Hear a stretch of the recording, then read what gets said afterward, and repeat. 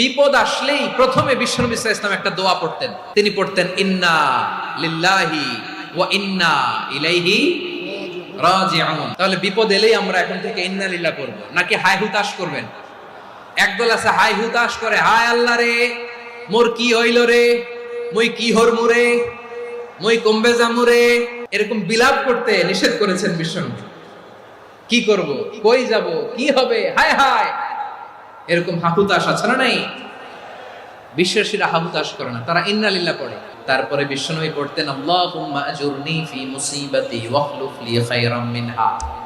একসাথে প্রথমে পড়তেন ইন্না লিল্লাহি ওয়া ইন্না ইলাইহি রাজিউন, তারপর পড়তেন আল্লাহুম্মা আজুরনি ফি মুসিবাতি ওয়াখলুফ লি খায়রাম মিনহা, মানে আল্লাহ এই যে আমি বিপদে ধৈর্য ধারণ করলাম এটার সব তুমি আমারে দাও, আর যেটা হারালাম এর চেয়ে ভালো কিছু দিয়ে মেকআপ করে দিও, ভালো কিছু দিয়ে বদল করে দিও। সুবহানাল্লাহ পড়েন।